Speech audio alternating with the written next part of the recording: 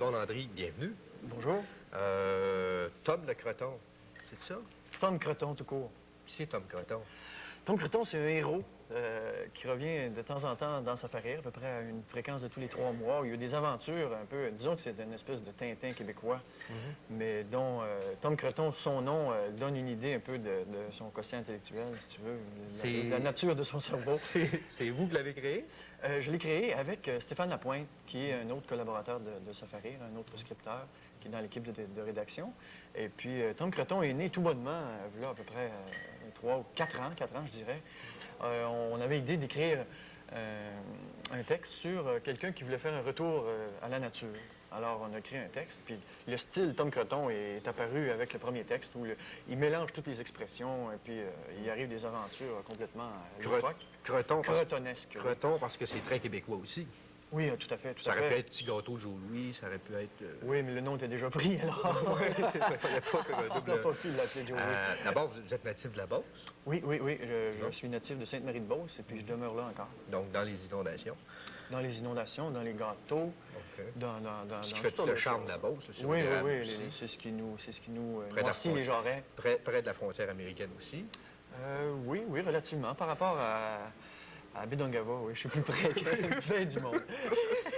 Yvon, le goût pour l'humour, ça a commencé comment? Expliquez-nous ça. Ah, ça a commencé, je pense que ça a commencé quand mon père, quand j'étais tout jeune, il me lisait les comics dans le journal du samedi, sur ses genoux. Je m'assoyais sur ses genoux, puis là, je savais pas lire, puis c'est un des premiers ça vous passionnait que j'ai. Ah, mais c'était Mutt et Jeff dans ce temps-là, puis tu sais, les vieux, là. Puis là, il me racontait, puis il me décrivait le bonhomme, là. Le bonhomme, il fait ci, puis il fait ça, puis là, il dit ci, puis ça, puis là, le gag. Puis je trouvais ça drôle. Donc, ça vous suit jusqu'à ce que vous arriviez, on ne partira pas du berceau. Faisons une histoire courte, c'est ça. Alors, j'ai toujours aimé ça. Ça vous amène à Juste pour rire. Ça m'amène à Juste pour rire en 1986. Après, c'est ça, parce que j'ai toujours pataugé là-dedans un peu, si tu veux. Et puis, à Juste pour rire en 86, j'ai commencé, je faisais de la scène par chez nous, puis je me suis dit, à un moment donné, est-ce que je suis capable de faire rire plus que mon entourage ou plus que les gens qui me connaissent? Alors, j'ai participé aux auditions du concours Juste pour rire, 1986, dans la région de Québec, et puis j'ai gagné. Ce qui m'a amené à Montréal, au Club Soda. À ce moment-là, c'était les lundis Juste pour rire. Ça existe encore, il y en a maintenant à Québec. Et puis, c'est une roue qui s'est mise à tourner, si tu veux. J'ai rencontré des gens qui faisaient de l'humour à ce moment-là, des personnes qui s'occupaient d'humour. Et puis, bon, ça m'a amené des contrats, ça m'a amené à connaître des gens. Puis, de fil en aiguille, je me suis retrouvé à faire la tournée Juste pour rire 1988. Et puis, à ce moment-là, la tournée Juste pour rire 88 était sur le point de se terminer. Et puis, il est arrivé l'aventure sans limite. De 4 saisons. À ce moment-là, à la télévision 4 saisons. Ça vous a fait connaître beaucoup. Ah, énormément. Il y avait même encore quelqu'un avant l'enregistrement, c'est ça qui vous a... Oui, même si ça fait pratiquement 1 an, jour pour jour, que c'est terminé pour les 3 premières saisons, l'ancienne équipe. Et puis, sans mentir, sans exagérer, tous les jours, j'en ai entendu parler, puis les autres membres de l'équipe, c'est la même chose. Tous les jours, on en entend parler. Comment ces 4 saisons, vous voulez faire une espèce d'humour? Vous voulez... Oui, c'est ça. Bien, l'émission Sans limite, le but, c'était une parodie d'un bulletin de nouvelles. Et puis, pour faire encore plus véritable le bulletin de nouvelles, étant donné que tout se passait à Montréal, il disait, on va avoir un correspondant à Québec, un correspondant extérieur à Québec, qui va nous parler des Nordiques, qui va nous parler de la politique, qui va nous parler de ce qui se passe à Québec. Alors, pendant une semaine, avant que l'émission Sans limite soit commencée, on a fait ce qui est devenu une espèce d'audition. On a fait une semaine des reportages qui n'ont jamais été diffusés à Sans limite, mais on était 4 ou 5 humoristes de la région de Québec. Et puis, on envoyait nos reportages à Montréal. Et puis, il y avait l'équipe de Montréal qui regardait les reportages qu'on leur envoyait. Puis, ils ont choisi là-dedans. Ils ont dit, c'est lui qu'on veut garder pour faire le personnage de Québec. Et puis, ben, c'était moi. Celui-là, c'était moi. OK. Là, après 1 an, donc, non, ça a duré plus que ça. Ça a duré 3 ans. Ça a duré 3 ans.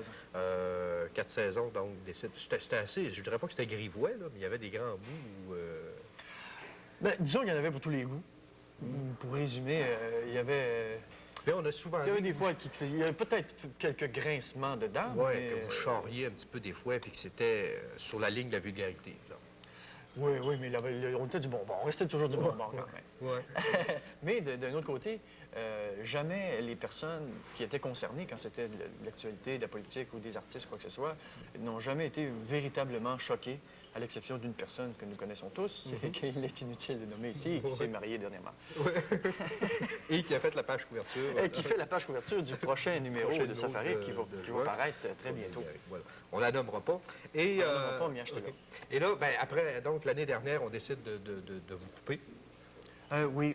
Pour faire une histoire courte, on connaît, bon, c'est de notoriété publique, les difficultés financières que Télévision 4 saisons ont eu à vivre, exactement. Alors, ils nous ont mis devant le fait suivant. Ils nous offraient, mettons, un budget de production globale réduit.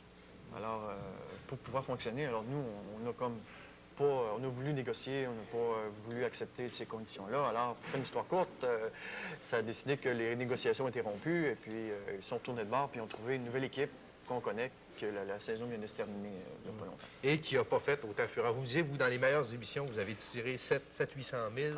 Régulièrement, c'était toujours entre 8 et 900 000 auditeurs à chaque semaine. Et puis, 3 fois dans la saison régulière, on a dépassé le 1 million. Et puis, sans compter le spécial de Noël, où là, c'était 1,5 million, tout près de 2 millions. Ce qui est quand même énorme. Ce qui est énorme, étant donné que c'était diffusé le vendredi soir. Et puis, alors, ceux qui vous remplacent tirent à peu près 10 000. Non. Pourquoi? Le succès est moindre. Ils ont quand même eu un seuil ou quelque chose de satisfaisant, j'imagine, parce qu'ils ont quand même resté toute la saison. Yvon, vous avez été déçu de cette décision-là de... Oui, on a été déçus, toute l'équipe, parce que jamais on n'était pas dans le minding ou dans l'état d'esprit que la saison se terminait, que ça se terminait pour nous, l'aventure se terminait l'année passée. Alors, si au début de la 3e saison, on avait été dans l'esprit que ça se terminait, c'était la dernière saison, l'esprit n'aurait pas été le même. Alors, nous, on finissait la 3e saison dans l'espoir que ça se continue. Alors, on avait des nouvelles idées, on avait des nouveaux concepts, on n'avait pas peur d'une 4e saison, loin de là. Sauf qu'on vous apprend que ça se termine. Sauf qu'on apprend pendant l'été que c'est terminé, qu'on ne reviendra pas à l'automne. C'est pas ça qui vous amène donc au magazine, vous y étiez déjà? J'étais déjà, oui, parce que l'humour, comme je l'ai dit tantôt, le premier humour qui m'a frappé dans ma jeunesse, c'est l'humour illustré. C'est l'humour de magazine, l'humour de journaux et tout ça. Alors, j'ai toujours été attiré là-dedans. J'ai toujours écrit aussi. J'ai pas seulement fait de la scène. J'ai toujours écrit dans les journaux étudiants. J'ai toujours écrit sur les affaires. Alors, quand un magazine a été mis sur pied à Québec, alors moi, c'était une occasion en or pour moi d'essayer. En tout cas, lorsqu'on m'a invité à participer à une réunion, à un brainstorming, j'ai tout de suite accepté. Et puis, je me suis rendu là. Puis, j'ai beaucoup aimé l'esprit qui animait Safari, l'équipe de Safari. C'est une très, très belle équipe. Et puis, mais votre conception, vous, de l'humour, vous la voyez quand même? C'est la question, ça. Vert ou rouge? Je crois. En tout cas, je ne me souviens même pas. La conception d'humour.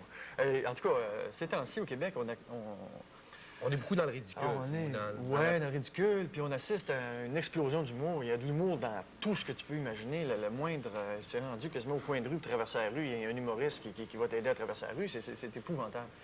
Alors là-dedans, il faut essayer de trouver le juste milieu, je pense, parce que c'est à toutes les sauces. Moi, je veux dire, ce que je préfère plutôt, moi là-dedans, ce n'est pas l'humour qui ridiculise, ce n'est pas l'humour qui est mordant, qui est gratuit, certainement pas en tout cas. C'est l'humour, moi j'aime beaucoup l'humour absurde, l'humour qui donne une distance soudaine puis inattendue par rapport à une situation. Et qui n'est pas un message. Non, pas contrairement à ce que fait Deschamps ou... Oui, mais j'aime beaucoup ce que fait Yvon Deschamps. Ouais. Mais par exemple, ce que j'aime le plus en humour présentement, je t'avoue, c'est Daniel Lemire. Qui, pour moi, en tout cas, dans ces années-ci, pour moi, c'est mon héros. Vous les créez comment? Ici, on a un petit peu un texte que vous avez écrit sur Juste pour rire, donc qui fête les Oui, c'est ça, qui va être dans le numéro de juillet. On a eu une collaboration heureuse avec Juste pour rire. D'ailleurs, le numéro de juillet, la première page, c'est Daniel Lemire qui va être là. Alors, pour souligner le 10e anniversaire de Juste pour rire, on a communiqué avec eux autres. Claude a communiqué, a eu une bonne communication avec Juste pour rire à Montréal. Puis on leur a dit, on a une nouvelle chronique, c'est la 2e fois que ça va se produire, qui va apparaître dans le magazine, qui est une série qui s'intitule « Les Québécois qui ont réussi leur succès ». Et puis le premier texte, c'était sur les petits gâteaux Vachon. OK. qui est paru Qui est dans votre couple de coin mois, aussi. qui est dans mon coin. Puis, étant donné que c'était dans mon coin aussi, je pense, Claude m'a demandé si j'étais prêt à faire ce texte-là. J'ai dit avec grand plaisir. J'ai trouvé de la documentation